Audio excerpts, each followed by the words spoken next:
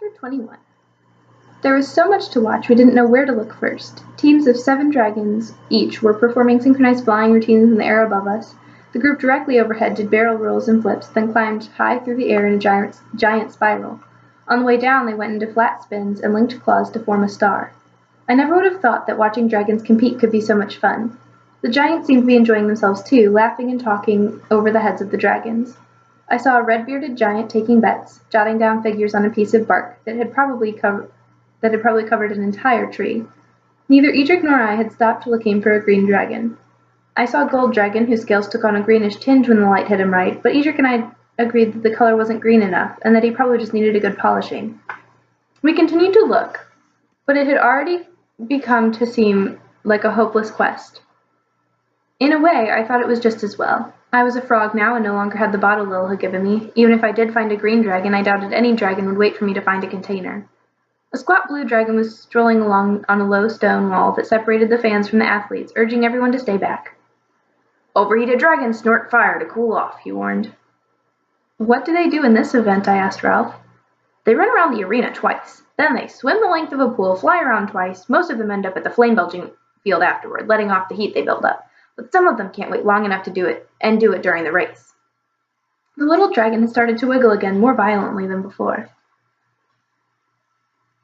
"I've got to take care of something. You wait here and I'll be back in a few minutes." "But Ralph," I said as he plucked us off with one of his claws and set us on the ground. Ralph ignored me. Turning tail, he flapped his wings and took off, heading toward the flame-belching field. Edric and I waited by the track, watching dragons run past. When the first dragons left the pool and took to the air, we decided we'd given Ralph more than enough time. "So much for a few minutes," Edric grumbled, peering into the forest of scaly legs. "Maybe he got lost. Maybe he found something better to do than spend time with 2 frogs." "Ralph wouldn't desert us, Edric. He's our friend. Something must have happened. I think we'd better go look for him." "Where do you propose we start?" he asked. "That way," I said, pointing to the direction Ralph had gone. "Fine," said Edric, "then follow me and stay close while I try to keep us from getting squashed." Edric wasn't always right, but I was learning to trust his judgment in certain matters. He'd lived as a frog longer than I had, and had learned more tricks that he'd needed to survive. If anyone could get us through a stomping herd of dragons, it was Edric. We hopped alongside the stone wall until it turned one way, and we had to go another. Venturing out into the open for the first time, I took cues from Edric, hopping when he did, waiting when he waited. We were approaching the first tent when a giant came along, weighted down with an armload of tent stakes. Stopping to adjust the load, he dropped one and it landed with a crash only a few yards away, sending up a swirling cloud of ash. It made a few dragons cough, but its effect on me was much worse. It made me sneeze. Suddenly we were humans again in a place that was definitely not welcome to humans. I froze, certain we were most likely to be seen if we moved, but Edric had other ideas. "I was afraid this would happen," he said, grabbing my arm and yanking me toward the cluster of tents. "Come on, we've got to get out of here before—" "Humans!" roared a short, fat dragon with dingy yellow scales and droopy ears. "A dragon sees us," Edric finished, tightening his grip on my arm. Although the yellow dragon had seen us, he seemed to be the only one that had. The rest were looking around in confusion, which gave Edric and me the chance to dart behind the giant's stake. It didn't help that we were no longer covered with Ralph's salve and that sweat was pouring off us. The heat demanded our attention and sapped our strength. Each step was an effort at a time when speed was our only ally, but even speed would not have been enough. No human can outrun a dragon. If we didn't want to be flame-broiled, our only chance was to hide. The giant who dropped the tent stake was still standing in the same spot, reaching for a piece of wood. He didn't notice Edric drag me behind his hand as it closed around the stake. We were much bigger than we'd been as frogs, but we were still small when compared to most dragons, and tiny compared to the giant, who could have easily held us both in his hand. I was so frightened I couldn't get my feet to move, so Edric had to pull me behind the stack of giants' baskets to hide us from dragon eyes. We used an old folded tent to cover when we heard the voices of dragons growing louder. Rounding the mound of fabric, we found ourselves only a short distance from the standing tents. We heard voices inside the first tent and had to pass by. The next tent was also occupied, but the third tent appeared to be empty. Edric and I slipped under the flap that covered the doorway and looked around. A low stone bench had been set up at one end. Crudely made, it looked strong enough to hold anyone, even the Dragon King. Someone had dumped a pile of robes in a corner of the tent, although I couldn't imagine why dragons would need them. Aside from scattering flower petals on the floor and lanterns hanging from the tent posts, the rest of the tent was empty. Satisfied that we were alone, Edric wiped the sweat from his eyes. I know it wasn't your fault that you sneezed, but can't you sneeze and turn us back again? We're cooked meat if dragons find us, and they're not going to stop looking until they do. I can't sneeze on command any more than you can. Something has to make me sneeze. Afraid that I'd lose my nose or something else just as awful, I wouldn't even consider making up a sneeze-inducing spell. A muffled moan came from the pile of robes. Edric and I jerked our heads around, but we didn't see anyone there. I started across the floor of the tent, moving as quietly as I could. When I heard the moan again, it was more of a whimper than a moan. Grasping his dagger with one hand, Edric reached the pile first, tossing the robe aside. Ralph lay curled up in a ball with his eyes shut, his scales sickly blue. Ralph, I said, are you all right? I don't feel good. You don't look so good either, said Edric. You're turning a funny color. When did you start feeling sick? I asked the little dragon. After I ate the bouquet Mama got when she won. I didn't like the way his scales were taking on a yellowish tinge and his lips were starting to swell. Then here's what we're going to do. We get away from our son, a voice growled behind me. I glanced back and saw Ralph's parents pushing through the entrance to the tent. Dad, is that you? Ralph asked. I don't feel good. What have you done to him? Snorty demanded, her eyes flaring red as she hurried to Ralph's side.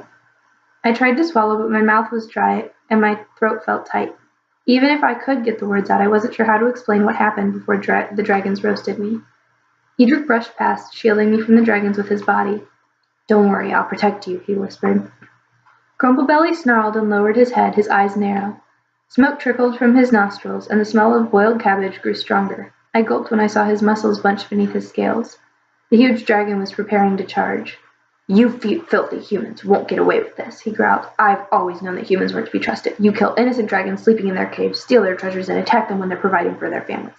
I didn't know you were so low that you deliberately hurt children. When I get through with you, there won't be enough ashes to... Dad, it wasn't them. I ate Mama's bouquet and now I feel sick. The blue-black dragon's head whipped around to where his little son rested. You mean the humans didn't hurt you? Of course not. That's Emma and Edric. They had problems with a spell. Grumblekins, look at him, whispered Snorty. He's turning yellow.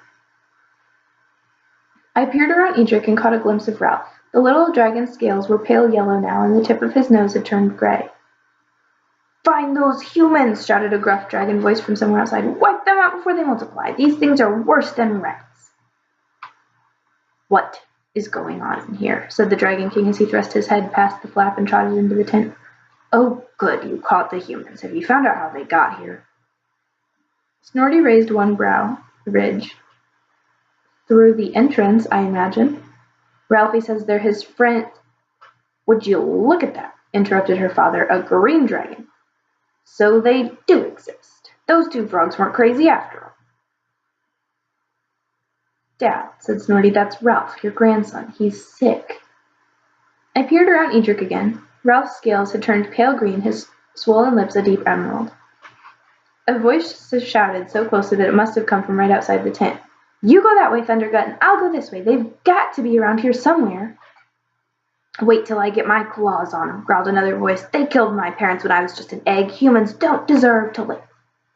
I shrank away from the side of the tent as if they might see me somehow. The ground shook as they ran past, ash puffing through a small tear in the bottom. Oh, moaned Ralph. I feel awful. His scales were deepening into emerald. Nice shade of green, said the Dragon King. Ralph opened one eye and peeked up at his father. Am I really green? Grumblebelly nodded. I'm sure it's only a temporary condition, he said with an overly hearty voice. You'll be back to blue in no time. I need to breathe into something, said Ralph, trying to raise his head. What's wrong, sweetie? Are you having trouble breathing? Asked his mother. Ralph moaned again, and his mother turned to her mate. Grumblekins, we have to find the healer. This is serious. No, Mama, whispered Ralph. I need to do it for Emma. Suddenly I understood. Despite his illness, Ralph was thinking of Edric and me in our quest for Dragon's Breath. If he did what he proposed, we'd have everything we were looking for, but even so... That's okay, Ralph. You don't have to do that. You just have to get well, and I think I know how to help you.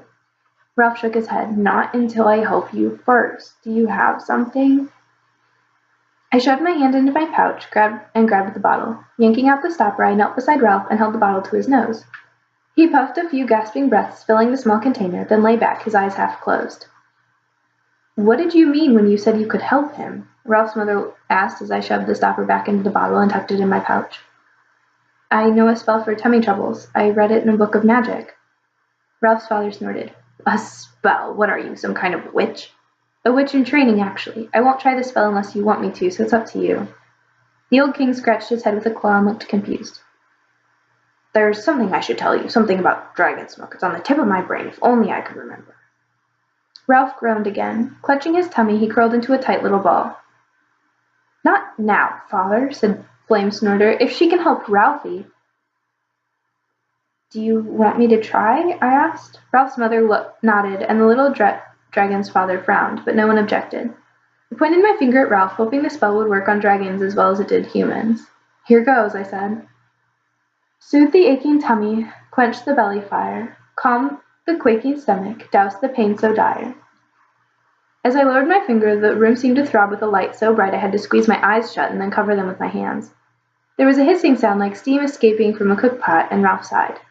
Is that it? Said his father. I expected a lot more. How do you feel? I asked Ralph, but his color was already turning to its normal shade of blue. Ralph blinked up at me and smiled. I feel better. Thanks. Sorry about the fire dousing part. It was part of the spell, and I was afraid it might not work if I left it out. It doesn't matter, said the little dragon's mother, as long as my baby feels better. He's too young to have a real fire anyway. When he gets a little older, I'll start feeding him gunga beans and hot flaming peppers. That gets his fire going. Mama, I'm not a baby anymore, and you know I don't like flaming peppers. You're not really going to make me eat them, are you? Every day. And no more flowers for you, young dragon. You'll eat normal dragon food and nothing else. Have I made myself clear? Yes, Mama, said Ralph. He's not the only one who eats things that he shouldn't, I said, glancing at Edric. I'd grown used to the constant din outside the tent as dragons scoured the area for us, but now it seemed to be getting louder. When I listened, I could make out one word above all the rest. Humans seemed to be a name for evil when shouted by an angry mob of dragons. We were in serious trouble. The Dragon King peered nearsightedly at Edric and me and shook his head. Can't believe I'm going to say this, but I think you two had better hide for a while. I'll try to head everyone off, but I can't help if they find you. Even though you've done my family a mighty big favor, there's only so much I can do. Too bad you're humans, is all I can say. What if they weren't humans? Asked Ralph. What if they turned back into frogs when they could leave the tent and then no one would notice them? You can do it, can't you, Emma? That's a great idea, Ralph, but there's only one problem. I have to sneeze if we're going to turn back, and I don't know how to make myself do it. Isn't there some other way to change? You fixed me with magic. Why can't you fix yourself? When I fixed you, I used a spell I'd read in a book. I don't know any spells that could change me back. Then make one up, said Ralph. Witches do that kind of thing, don't they? I'm not very good at making up spells yet. They never turn out quite right. Grumblebelly pointed a sharp claw at my chest. You mean you'd try your magic on our son, but not on yourself?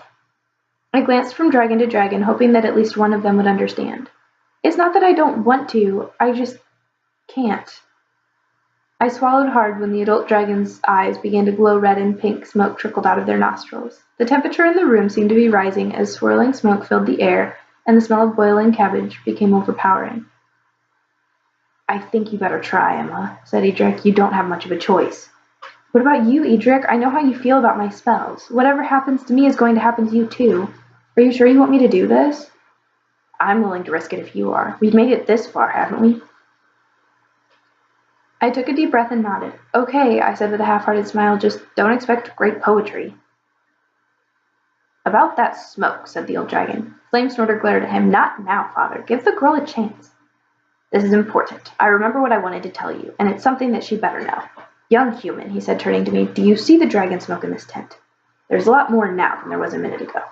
Yes, but dragon smoke is pretty powerful stuff. We have our own special magic, and so does our smoke. After you've been breathing the smoke the way you have, if you try to cast the spell on yourself, it will change your magic one way or another. I just thought I'd better warn you.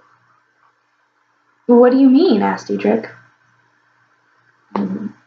If you're a friend to dragons, it will make your magic stronger, but there aren't too many dragon friends around. If you're like most humans and wouldn't mind using your magic against us, you might lose your magic altogether. If that happens, I don't think you'll be leaving here alive. My family might try to help you, but those fellows outside aren't going to be friendly. It's your choice, so make it a good one. Once you cast your spell, what happens next will be out of your hands." I was frightened.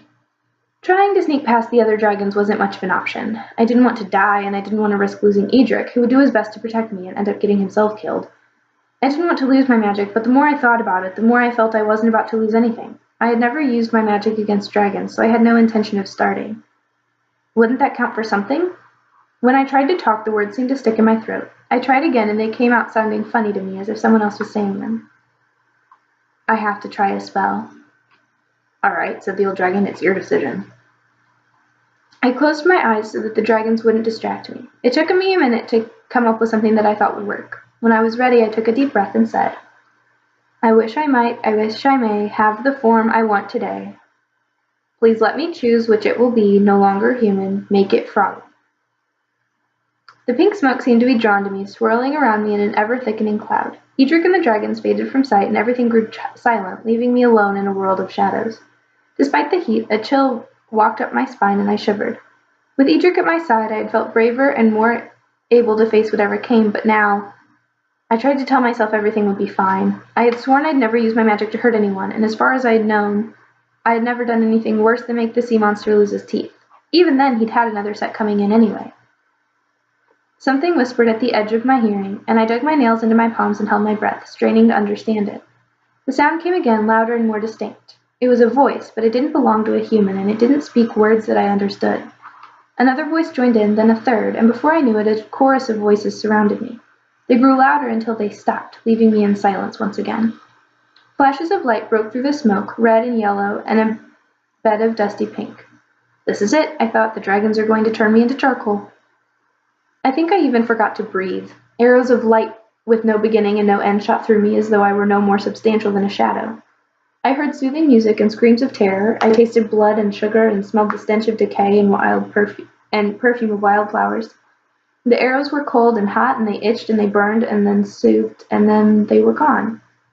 I felt lightheaded and as fresh and full of energy as if I'd just stepped from an invigorating swim in a cool mountain stream. My senses seemed sharper, but my thoughts were clearer. I knew that I'd turned into a frog, but I also knew something bigger and far more important had happened. Whatever it was, I was no longer the same person I'd been just minutes before. The smoke was almost gone when the noise of the Olympics returned. It was loud and harsh, and I welcomed it as proof that everything was all right. "Would you look at that!" exclaimed the Dragon King. "I should have known it would turn out like this after the way you helped Ralphie." "You have a funny sort of glow now, Emma. I can see it if I squint my eyes real hard like this," said Ralph, squeezing his little eyes into slits. "When you said her magic would be more powerful, how much of an increase did you mean?" asked Edric. "Depends on the person," said the Dragon King, "but it's usually quite substantial." Although I didn't know what to say, Edric didn't have the same problem. "That's just great," he said, shaking his head. "You made some mistakes with your magic before, but I can imagine what you'll come up with now." The red dragon, with jagged brow ridges, lifted the tent flap and stuck his head inside. "Anyone seen a pair of humans?" When his eyes fell on the Dragon King, he ducked his head, murmuring, "Sorry, Your Majesty, didn't mean to intrude." Said Gargle Snout. "See that it doesn't happen again, and take your search for humans elsewhere. There aren't any here." The red dragon bowed and backed away, muttering apologies. When the flap fell closed, Edric said, I think we should be leaving before anything else happens." Ralph rubbed his eyes and stifled a yawn. "I'll take you to go find your sword and—" "You certainly will not," said his mother. "You're not going anywhere with your friends now. You can hardly keep your eyes open, and I don't—" "Mama," wailed Ralph, his face crinkling. "Don't worry, son," said his father. "I'll take your friends wherever they need to go. You listen to your mother, and I'll see you when I get back." "You don't mind?" asked the little dragon. "It's kind of far." While Ralph gave directions to his father, I tried to think of a good reason for not going with the big dragon. I knew I trusted Ralph, but his father was intimidating, even if he was trying to be friendly. I was opening my mouth to make some excuse when Grumblebelly picked us up, flopped us behind his neck ridge, and trotted out of the tent. "Bye," yelled Ralph as the tent flap closed behind us. "Bye," I called back, but we were already airborne.